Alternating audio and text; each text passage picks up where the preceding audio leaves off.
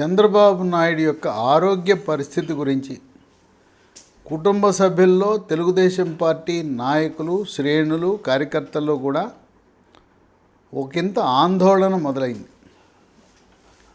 చంద్రబాబు నాయుడు ఆరోగ్య పరిస్థితి గురించి గురువారము 26 అక్టోబర్న ఆంధ్రప్రదేశ్ హైకోర్టులో ఒక అత్యవసరంగా పిటిషన్ దాఖలు చేసి దీన్ని పరిశీలించి న్యాయమూర్తి ఇంటి వద్ద విచారణని హౌస్ మోషన్ అంటారు. అక్కడ వెంటనే మధ్యంతర బెయిల్ ఇవ్వాలి. చంద్రబాబు నాయుడు యొక్క ఆరోగ్య పరిస్థితి రోజురోజుకి క్షీణిస్తూ ఉందని చెప్పి అత్యవసరంగా పిటిషన్ వేస్తే ఆ హైకోర్టు న్యాయమూర్తి ఇది నేను అత్యవసరంగా విచారించను, శుక్రవారం నాడు బెంచ్ మీద తీసుకుంటాను, ఎలాగో చంద్రబాబు నాయుడు వేసిన మధ్యంతర బెయిల్ పిటిషన్లు శుక్రవారం నాడు హైకోర్టు ఛాంబర్లోనే విచారిస్తానని చెప్పారు. శుక్రవారము హైకోర్టు జడ్జి ఆమె విచారణకు చేపట్టారు.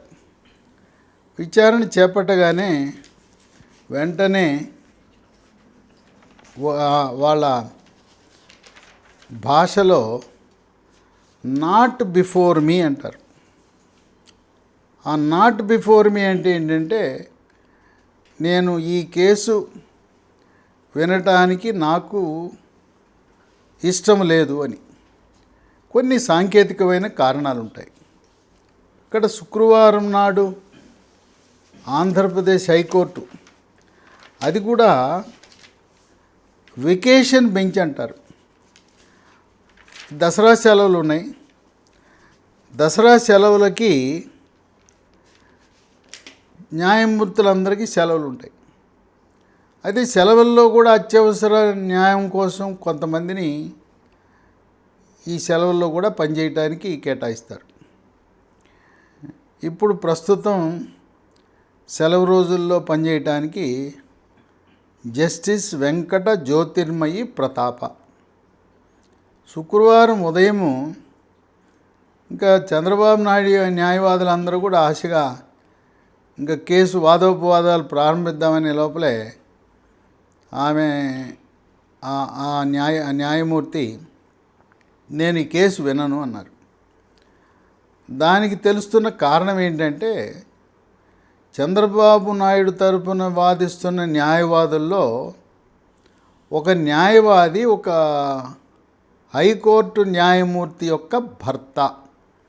ఆ కారణం వల్ల నేను వినను అని చెప్పి దీన్ని హైకోర్టు రిజిస్ట్రార్కి పంపించి ఇది ప్రధాన న్యాయమూర్తి యొక్క అంగీకారంతో వేరే జడ్జి గారి దగ్గరికి ఈ కేసుని బదిలీ చేయమని చెప్పి ఆమె ఆదేశాలు ఇచ్చారు ఆంధ్రప్రదేశ్ రాష్ట్ర హైకోర్టు.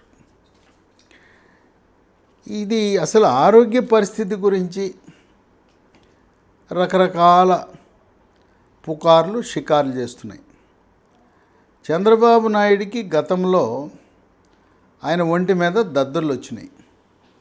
ఆ దద్దుర్లు రావడానికి కారణం ఏంటంటే అక్కడ ఉష్ణోగ్రత అధికంగా ఉండటం వల్ల, చెమట ఎక్కువ పట్టడం వల్ల, వాతావరణంలో తేమ అధికంగా ఉండటం వల్ల చంద్రబాబు నాయుడు హైదరాబాద్ వాతావరణం గాలిలో తేమ లేకుండా పొడి వాతావరణానికి అలవాటు పడి ఆయన ఎప్పుడూ కూడా గత 35-40 సంవత్సరాలుగా ఏసీల్లోనే ఉన్నారు. ఏసీ లేని కారణం వల్ల ఆయన శరీరంపై చర్మ సమస్యలు ఉత్పన్నమైనాయి. గవర్నమెంట్ డాక్టర్ల సలహా మేరకు ఏసీబీ కోర్టు న్యాయమూర్తి అక్కడ ఏసీ ఏర్పాటు చేయించారు. ఏసీ ఏర్పాటు చేసినా ఆయన యొక్క చర్మ సమస్యలు కుదుటపడాల. ఆ దద్దుర్లు, ఆ చర్మ సమస్య ఇంతకుముందు బొడ్డు పై భాగానికే పరిమితమై ఉండేది. ఇక ఇప్పుడు ఆ బొడ్డు కిందకు కూడా వచ్చేసి తొడల మీద, కాళ్ళ మీద కూడా వచ్చి శరీరం అంతా వ్యాప్తి చెందింది. ఆయన యొక్క కంటి గురించి, కంటి చూపు గురించి రకరకాల వార్తలు వివిధ రకాలుగా పుకార్లు పుట్టిస్తున్నారు. ఆయనకి 2016లో ఎల్వి ప్రసాద్ కంటి ఆసుపత్రి హైదరాబాద్ వాళ్ళు చూసి ఆయనకి కంటి లోపల ఉండే ద్రవము యొక్క పీడనం అధికంగా ఉన్నదని, దాన్ని నీటి కాసులు అంటారు. క్లోజ్డ్ యాంగిల్ గ్లకోమా అని వైద్య పరిభాషలో పిలుస్తారు. దానికప్పుడు లేజర్ చికిత్స ద్వారా చికిత్స చేశారు. ఆయన ఇప్పుడు కూడా ఎల్వి ప్రసాద్ కంటి ఆసుపత్రి ఆయన 1988 నుంచి కూడా, ఆ సంస్థ స్థాపించినప్పటి నుంచి కూడా చంద్రబాబు నాయుడు, ఆయన కుటుంబ సభ్యులు, ఎన్టీ రామారావు గారు కూడా, ఆయన కూడా ఎల్వి ప్రసాద్ కంటి ఆసుపత్రి హైదరాబాద్కి వెళ్ళి చికిత్స చేయించుకునేవారు. ఈ కంటి పరీక్ష 3 నెలలకు ఒకసారి కనీసం చేయించుకుంటూ వచ్చారు.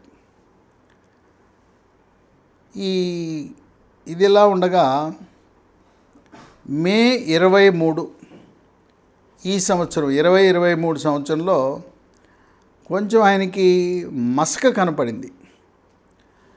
మసకుంటే వెళ్ళి మళ్ళీ పరీక్ష చేయించుకుంటే ఎడమ కంట్లో శుక్లం వచ్చినట్టుగా గమనించారు.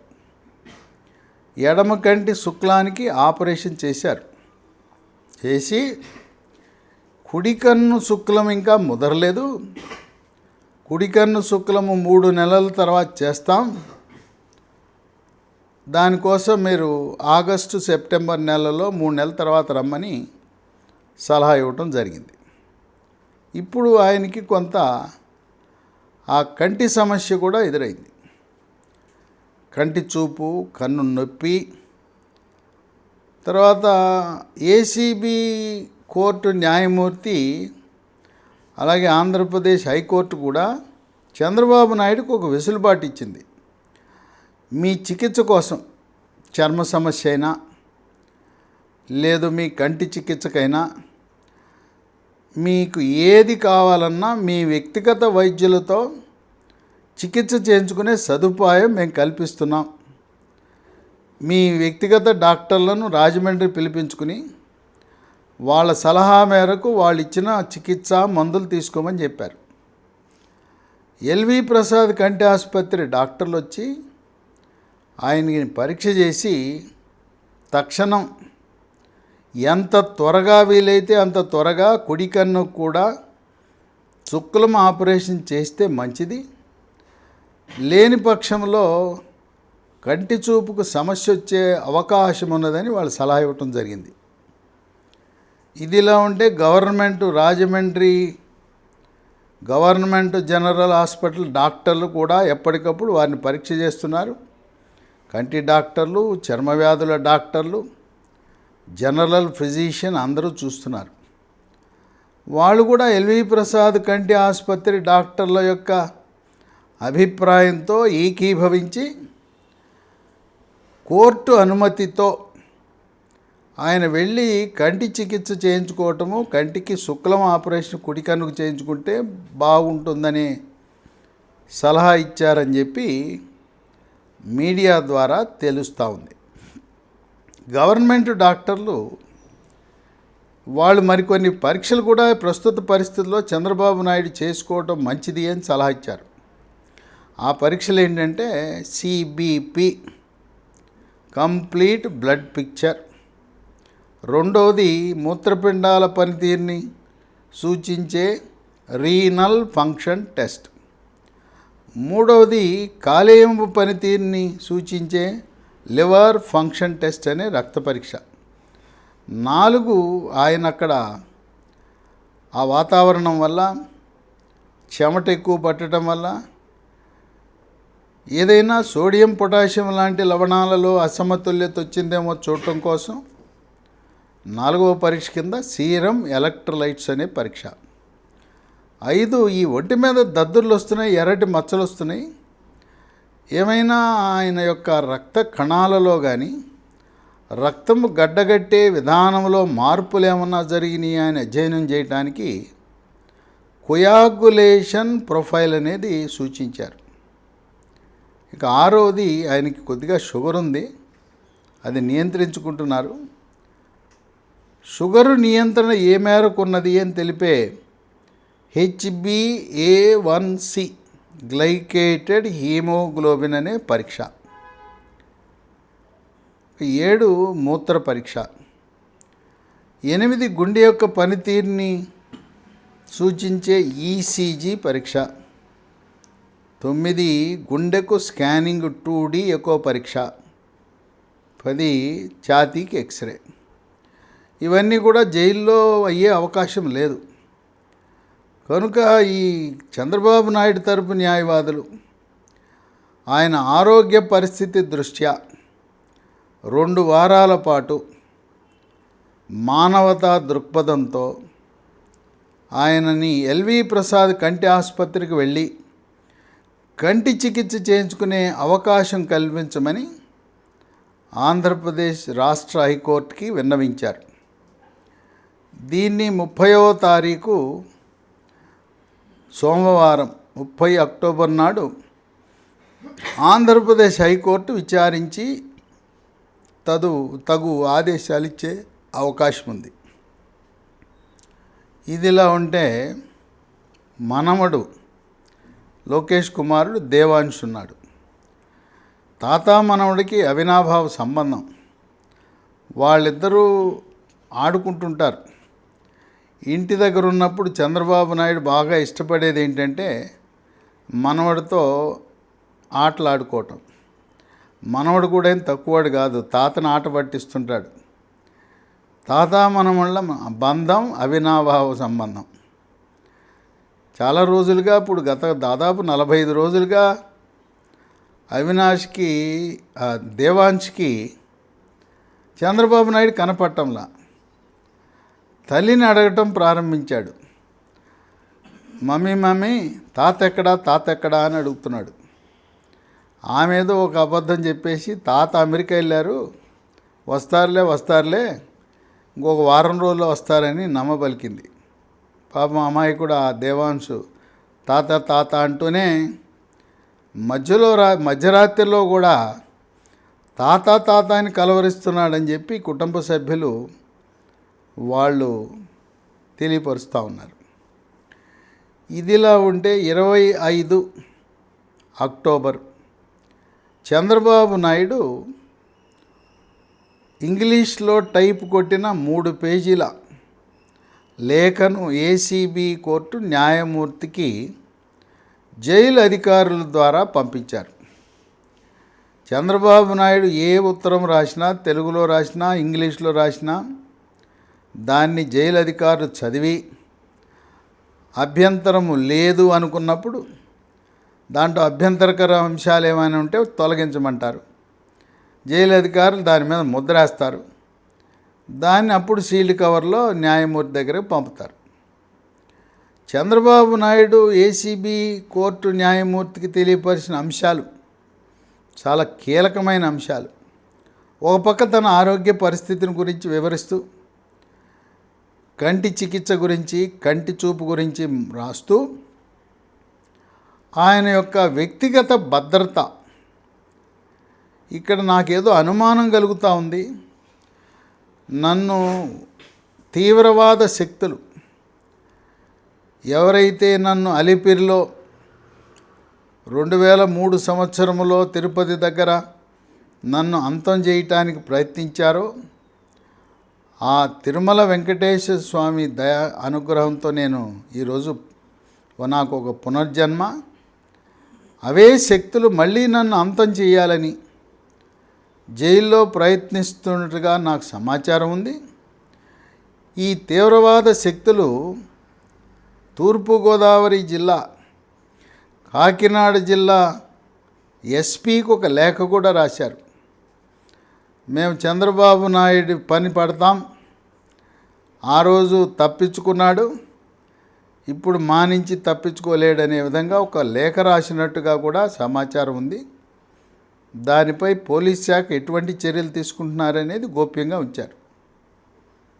కొన్ని ఆసక్తికరమైన అంశాలు మీడియాలో లీకులు అవుతున్నాయి. ఒక తోటి ఖైదీ, ఒక నిందితుడు పెన్ కెమెరా పట్టుకుని చంద్రబాబు నాయుడు యొక్క ఆయన కదలికలను రికార్డ్ చేస్తున్నారు. ఈ నిందితుడు ఎందుకు రికార్డ్ చేస్తున్నాడు, ఆయనకి ఆ పెన్ కెమెరా ఎవరిచ్చారు, అయినా జైల్లో పెన్ కెమెరాలు ఎలా అనుమతిస్తారు, దీని పట్ల జైలు అధికారులు ఏమీ కూడా చర్యలు తీసుకోలేదని ఈ పెన్ కెమెరా విషయం కూడా ఏసీబీ కోర్టు న్యాయమూర్తికి తెలియపరిచినట్టుగా సమాచారం. అదే కాకుండా చంద్రబాబు నాయుడు ఆయన ఉదయాన్నే లేచిన తర్వాత యోగా, ప్రాణాయామము, ధ్యానము, వ్యాయామము, నడక ఇవన్నిటినీ కూడా డ్రోన్ల ద్వారా ఫోటోలు తీస్తున్నారు, వీడియోలు తీస్తున్నారనే సమాచారాన్ని కూడా ఇచ్చారు. తన కదలికలను తీయటమే కాదు, చంద్రబాబు నాయుడు కుటుంబ సభ్యులు భువనేశ్వరి, లోకేషు, బ్రాహ్మణి వీళ్ళొచ్చినప్పుడు కూడా మళ్ళీ డ్రోన్లు ఎగురుతున్నాయి. అసలు ఈ డ్రోన్లు ఎవరు ఎగరేస్తున్నారు, ఎందుకు ఫోటోలు వీడియోలు తీస్తున్నారని చెప్పి ఆ లేఖలో ఆయన ఏసీబీ కోర్టు న్యాయమూర్తికి తెలియపరచడం జరిగింది. ఆయన జెడ్ కేటగిరీలో ఉన్నాడు. జెడ్ కేటగిరీలో నల్ల కోట్లు ధరించిన ఎస్పీజీ దళాలు, స్పెషల్ ప్రొటెక్షన్ గ్రూప్ దళాల పర్యవేక్షణలో ఉన్నా ఆయనకి ఏదో ఒక అనుమానం వస్తూ ఉంది. ఏదో అదృశ్య శక్తిది తన వెంటబడుతుందని, ఈ జైలు తనకు సురక్షితం కాదని, తన భద్రతకు భంగం కలుగుతుందని చెప్పి ఏసీబీ కోర్టు న్యాయమూర్తికి 25 అక్టోబర్ రోజున తెలియజేయటం జరిగింది. దానిపై ఇంతవరకు ఏసీబీ కోర్టు న్యాయమూర్తి నిర్ణయం తీసుకోలేదు. తప్పకుండా ఆరోగ్య విషయంలో, భద్రత విషయంలో న్యాయస్థానాలు ఏమాత్రము రాజీ పడవు. ఏదైనా భద్రత విషయంలో ఏదైనా అనుమానం వస్తే చంద్రబాబు నాయుడు న్యాయవాదులు కానీ, చంద్రబాబు కుటుంబ సభ్యులు కానీ కోరితే ఆ జైల్లో కాకుండా వేరే సురక్షితమైన భద్రత విషయంలో రాజీ పడకుండా ఉండే జైలుకి బదిలీ చేసే అధికారము కోర్టులకు ఉంది. ఏసీబీ న్యాయమూర్తికి ఉన్నది, హైకోర్టుకు కూడా అవకాశం ఉంది. అందువల్ల ఇప్పుడు భద్రత అనేది ప్రాధాన్యత సంతరించుకుంది. జైల్లో పెన్ కెమెరాలు ఏంటి, డ్రోన్లు ఎగరటం ఏంటి, డ్రోన్లు ఫోటోలు తీయటం ఏంటి, వీడియోలు తీయటం ఏంటి, ఇవన్నీ కూడా ఏదో ఒక శక్తి, అదృశ్య శక్తి, అది ఆనాడు తీవ్రవాదులు చంద్రబాబు నాయుడుపై కక్ష కట్టి ఆ రోజు వాళ్ళు విఫలమయ్యారని చెప్పాలి. ఆయన తీవ్రమైన గాయాలు, సాధారణంగా అలిపిరి సంఘటన తర్వాత ఆ ఘటనా స్థలాన్ని చూసిన వారెవరూ కూడా ఇక్కడెవరు ఈ సంఘటనలో ఉన్నవారెవరూ బతుకుతారని ఎవరు ఆశించల. ఆ ఏడుకొండల స్వామి ఆపద మొక్కుల వాడు ఆ బాలాజీ ఆయన కాపాడాడు. అందువల్ల ఇప్పుడు కుటుంబ సభ్యులు, చంద్రబాబు నాయుడు వాళ్ళు ఆందోళన చెందుతున్న దృష్ట్యా భద్రతా కారణాల వల్ల ఆయన అక్కడి నుంచి, రాజమండ్రి నుంచి వేరే చోటకి మార్చే అవకాశం ఉంది. తర్వాత ఆరోగ్య సమస్య, కంటి చూపు, ఎల్వి ప్రసాద్ కంటి ఆసుపత్రుల వైద్యుల నివేదిక, రాజమండ్రి జనరల్ హాస్పిటల్ గవర్నమెంట్ డాక్టర్ల నివేదిక ఆధారంగా ఏసీబీ కోర్టు న్యాయమూర్తి లేదా ఆంధ్రప్రదేశ్ హైకోర్టు ఇద్దరిలో ఎవరైనా కూడా మధ్యంతర ఉత్తర్వులు ఇచ్చి ఒక 2 వారాల పాటు ఆయనకి చికిత్స జరపడానికి వెసులుబాటు ఉంది. 30 అక్టోబర్ రోజు ఆంధ్రప్రదేశ్ హైకోర్టులో విచారణకు ఆయన బెయిలు, మధ్యంతర బెయిల్ కేసులు, ఆరోగ్య పరిస్థితి గురించి వచ్చినా నవంబర్ 8న సుప్రీంకోర్టు తన తీర్పును ప్రకటించనున్నది. అందువల్ల సుప్రీంకోర్టులో ఉన్న విషయాలు ఏదైనా ఒక అంశము తుది నిర్ణయము సుప్రీంకోర్టు ఇస్తుందని తెలిసినప్పుడు ఆంధ్రప్రదేశ్ హైకోర్టులు కానీ, కింద స్థాయి జిల్లా కోర్టులు కానీ, ఏసీబీ కోర్టులు కానీ వేచి చూచే ధోరణిని అవలంబిస్తారు. ఏముందో ఒక 5 రోజులు ఆగితే, ఒక వారం ఆగితే సుప్రీంకోర్టు ఏ విధంగా తీర్పిస్తుందో దాన్ని పరిగణలో తీసుకుని మన తీర్పిద్దామనే ఆలోచనలో కింది కోర్టులు, హైకోర్టులు, జిల్లా కోర్టులు, ఏసీబీ కోర్టులు ఉండే అవకాశం ఉంది. అందువల్ల 8 నవంబర్న అది ఆయనకు అనుకూలంగా కానీ ప్రతికూలంగా కానీ ఆ తీర్పు వచ్చే వరకు ఆంధ్రప్రదేశ్ హైకోర్టు, ఏసీబీ కోర్టు ఏ విధంగా కూడా స్పందించే అవకాశం లేదు. అయితే భద్రతా విషయాలు, ఆరోగ్య విషయాలు అవి రెండు కూడా ఏసీబీ కోర్టు న్యాయస్థాన పరిధిలోనూ, ఆంధ్రప్రదేశ్ హైకోర్టు పరిధిలోనూ ఉంటాయి. అత్యంత ప్రాధాన్యత కలిగిన అంశాలు కనుక ప్రభుత్వ తరపున న్యాయవాదులు ఏం చెప్పినా న్యాయస్థానాలు, న్యాయమూర్తులు వారి నిర్ణయాన్ని తీసుకునే అధికారం ఉంది. జైలు యొక్క నియమ నిబంధనల ప్రకారం ఎక్కడ ఏ జైల్లో కూడా ఏసీ పెట్టరు, అడిగినా కూడా ఇవ్వరు. కానీ కోర్టు ఆదేశాల మేరకు చంద్రబాబు నాయుడికి గవర్నమెంట్ డాక్టర్లు ఆయన్ని చల్లగా ఉండే ప్రదేశంలో ఉంచాలి, ఏసీ పెట్టాలని సూచన మేరకు డాక్టర్ల నివేదిక ఆధారంగా కోర్టు ఆదేశాల మేరకు ఆయనకి ఏసీ అనేది పెట్టడం జరిగింది. 30 అక్టోబర్ రోజు ఆయన మధ్యంతర బెయిల్ గురించి పెద్దగా చర్చించకపోయినా భద్రత, ఆరోగ్య కారణాల రీత్యా చంద్రబాబు నాయుడికి ఒక 2 వారాల పాటు మధ్యంతర బెయిల్ లభించవచ్చు అని సీనియర్ న్యాయవాదులు భావిస్తున్నారు. వేచి చూద్దాం 30 అక్టోబర్ రోజు ఏం జరగబోతున్నదో.